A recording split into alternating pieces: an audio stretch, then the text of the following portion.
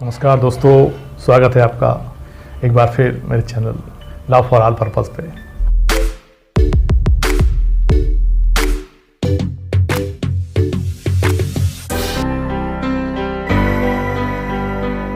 अब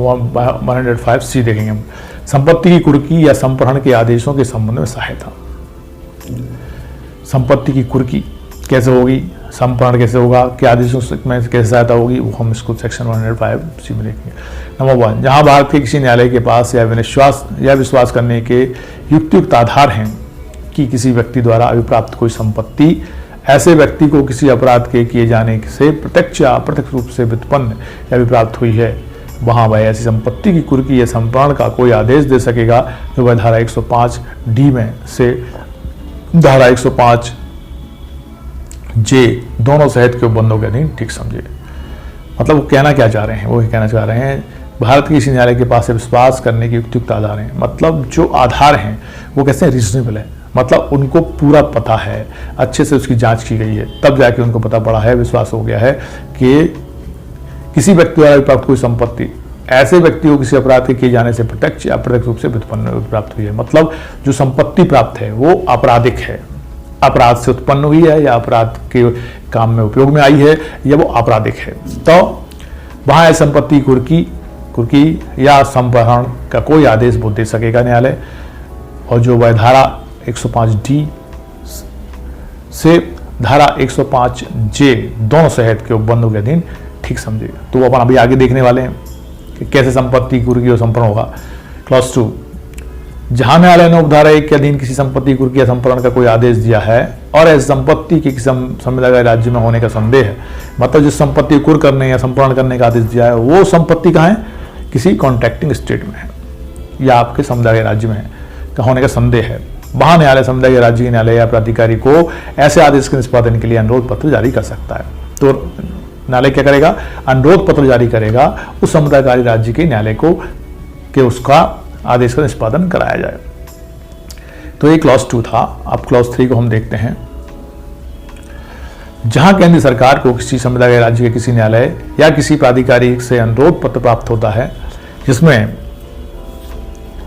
जहां केंद्र सरकार को किसी समुदाय राज्य के किसी न्यायालय का या किसी प्राधिकारी से अनुरोध प्राप्त होता है जिसमें किसी ऐसी संपत्ति की भारत में कुर्की या संप्रहण करने का अनुरोध किया गया है जो कि इस व्यक्ति द्वारा किसी ऐसे अपराध के किए जाने से प्रत्यक्ष या अप्रत्यक्ष रूप से व्युत्पन्न या प्राप्त की गई है जो उस समुदाय राज्य में किया गया है, वहां केंद्रीय सरकार ऐसा अनुरोध पत्र ऐसे किसी न्यायालय को जिससे वह ठीक समझे यथास्थित धारा 105D से धारा 105J दोनों सहित के या तस्मै प्रवर्तित किसी अन्य विधि के उपबंधों के अनुसार निष्पादन के लिए अग्रेसित कर सकेगी। सेम थिंग अपने भारत की तरफ से अनुरोध पत्र है, वहाँ पे उस कॉन्ट्रैक्टिंग स्टेट में कोई अपराध हुआ है और कोई संपत्ति उत्पन्न हुई है, उसकी संपत्ति भारत में स्थित है, तो वहाँ से अनुरोध पत्र आया है, तो न्यायालय यहाँ पे जो उनको लगता है जो उस सीमा क्षेत्र अधिकारता को रखते हैं उस न्यायालय को वो उसको केंद्र सरकार के माध्यम से अनुरोध पत्र को न्यायालय में ठीक समझे जाती धारा 105D से लेके 105J तक दोनों सहित तत्समय प्रवर्तित किसी अन्य विधि के उपबंधों के अनुसार निष्पादन के लिए अग्रेसित कर सकेगी। मतलब वो न्यायालय उसका निष्पादन करेंगे जिनको वो अग्रेसित कर देगी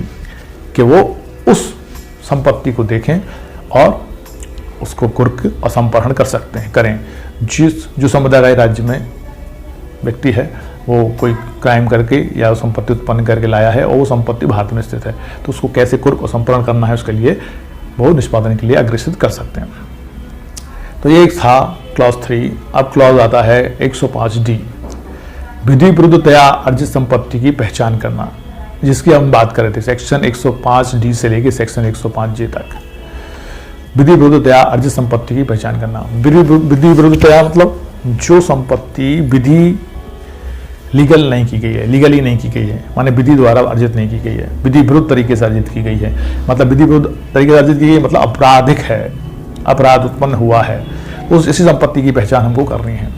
तो कैसे करेंगे, 105D के अंतर्गत क्लॉज 1 है, न्यायालय धारा 105C की उपधारा 1 के अधीन या उसकी उपधारा 3 के अधीन अनुरोध पत्र प्राप्त होने पर पुलिस उपनिरीक्षक से निम्न पंक्ति मतलब सब इंस्पेक्टर से नीचे की रैंक का नहीं व्यक्ति होना का अधिकारी नहीं होना चाहिए। किसी पुलिस अधिकारी को ऐसी संपत्ति का पता लगाने और पहचान करने के लिए सभी आवश्यक कार्रवाई करने के लिए निर्देश देगा। मतलब न्यायालय के पास अनुरोध पत्र आता है 105C की उपधारा 1 के अधीन या उसकी उपधारा 3 के अधीन अनुरोध पत्र प्राप्त होता है, एप्लीकेशन आती है, जिसमें वो क्या करेगा, पुलिस उप निरीक्षक से अनिम्न, मतलब उप निरीक्षक सब इंस्पेक्टर से नीचे की रैंक का अधिकारी नहीं होगा, उसको वो क्या करेगा, ऐसी संपत्ति का पता लगाने पहचान करने के लिए आदेशित कर सकता है, आवश्यक कार्य करने के लिए निर्देश दे सकता है। कौन? न्यायालय। 105D का जो क्लॉज 2 है उसमें उपधारा 1 में निर्दिष्ट कार्यवाही के अंतर्गत उस जो निर्दिष्ट कार्यवाही करेगा उस निर्दिष्ट कार्रवाई में वो क्या क्या कर सकता है, किसी व्यक्ति का पता लगा सकता है, उसके स्थान का पता लगा सकता है, संपत्ति का पता लगा सकता है, आस्ति का, दस्तावेज का, किसी बैंक या सार्वजनिक वित्तीय संस्था की लिखा वही ले सकते हैं, किसी अन्य सुसंगत विषय की बाबत कोई जांच, अन्वेषण, सर्वेक्षण भी हो सकता है, वो किया जा सकता है। वहीं क्लॉज 3 है, उपधारा 2 में निर्दिष्ट कोई जांच, अन्वेषण या सर्वेक्षण उक्त न्यायालय द्वारा इस निमित्त दिए गए निर्देशों के अनुसार उपधारा 1 में उल्लिखित अधिकारी द्वारा किया जाएगा। मतलब ये सब जांचें जो निर्दिष्ट अधिकारी है, वो उल्लिखित अधिकारी है, उन निर्देशों का अनुसार करेगा जैसा कि न्यायालय विहित करेगा। तो ये सेक्शन 105D है जो विद्युत विरुद्धता अर्जित संपत्ति की पहचान करने के बारे में हमको बताता है।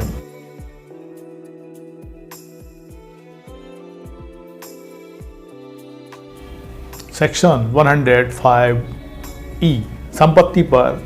संपत्ति का अभिग्रहण या कुर्की। नंबर 1, जहां धारा 105D के अधीन जांच या अन्वेषण करने वाले किसी अधिकारी के पास यह विश्वास करने का कारण है कि किसी संपत्ति के जिसके संबंध में ऐसी जांच या अन्वेषण किया जा रहा है छिपाए जाने और अंतरित किए जाने या उसके विषय में किसी रीति से व्यवहार किए जाने की संभावना है,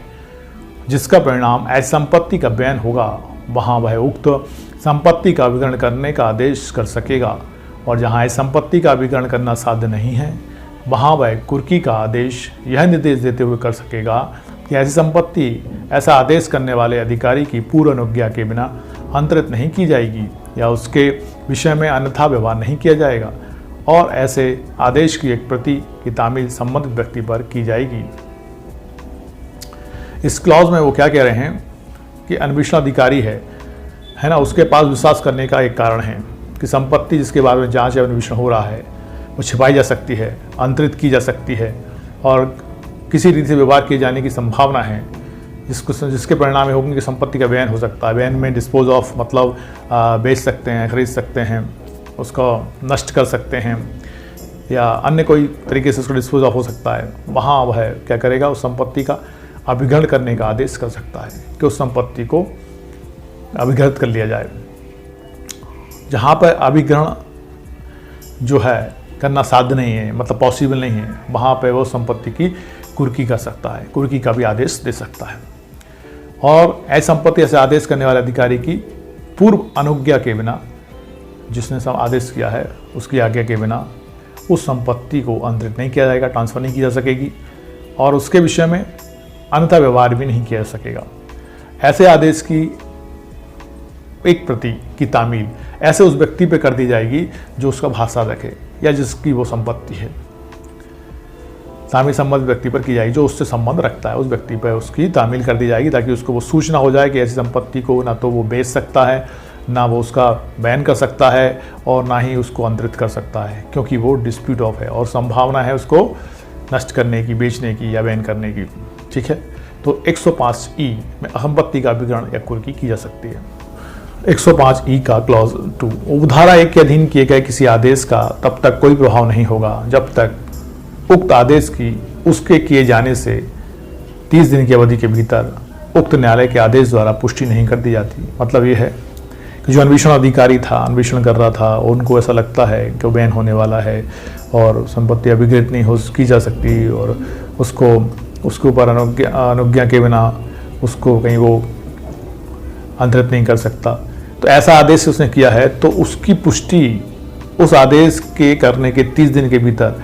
उक्त न्यायालय द्वारा नहीं कर दी जाती है, उस न्यायालय द्वारा नहीं कर दी जाती है, तो ऐसे आदेश का कोई प्रभाव नहीं होगा। ठीक है, अब हम चलते हैं सेक्शन एफ के ऊपर। इस अध्याय के अधीन अभिकृत या संप्रहत संपत्ति का संबंध का प्रबंध।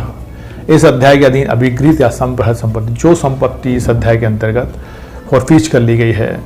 ना, अभिकृत कर ली गई है, संप्रहत संपत्ति का प्रबंध। अब उसका प्रबंध कैसे किया जाएगा उसके बारे में ये सेक्शन 105F है।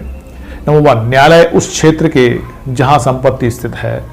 जिला मजिस्ट्रेट को या अन्य किसी अधिकारी को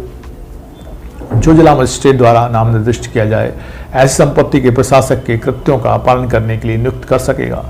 तो मतलब यहाँ पे क्या हो, जिस न्यायालय ने उस संपत्ति को या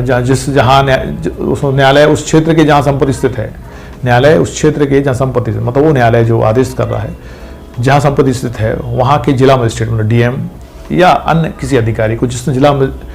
जिला मजिस्ट्रेट में डीएम ने जिसको उस हेतु प्राधिकृत कर रखा है उसको नाम निर्दिष्ट किया जाएगा, जो इस संपत्ति के प्रशासक के कृत्यों का पालन करने के लिए नियुक्त कर सकता है। ऐसी संपत्ति के प्रशासक के कृत्यों का पालन करने के लिए नियुक्त कर सकेगा जिला मजिस्ट्रेट द्वारा नाम निर्दिष्ट किया जाए, और ऐसी संपत्ति के प्रशासक के कृत्यों का पालन करने के लिए नियुक्त कर सकेगा। मतलब उस संपत्ति के रखरखाव और उसका पालन करने के लिए वो उसको नाम निर्दिष्ट कर सकता है। वहीं क्लॉज 2 है, उपधारा 1 के अधीन नियुक्त किया गया प्रशासक उस संपत्ति को जिसके संबंध में धारा 105E की उपधारा 1 के अधीन या धारा 105J के अधीन आदेश दिया गया है ऐसी रीति से और ऐसी शर्तों के अधीन रहते हुए जो केंद्र सरकार द्वारा निर्दिष्ट किए जाएं प्राप्त करेगा और उसका प्रबंध करेगा। मतलब प्रबंध का जो सेक्शन दे रखे हैं 105E की उपधारा 1 के अधीन या 105J के अधीन आदेश दिया गया है और ऐसी रीति से ऐसी शर्तों के अधीन जो इनके अंतर्गत केंद्र सरकार निर्दिष्ट की जाए प्राप्त करेगा और उसका प्रबंध करेगा। तो मतलब वो भी सेक्शन में डिफाइन कर रखेंगे किस रीति से और किस तरह से उसका प्रबंध करना है, वो सेक्शन है।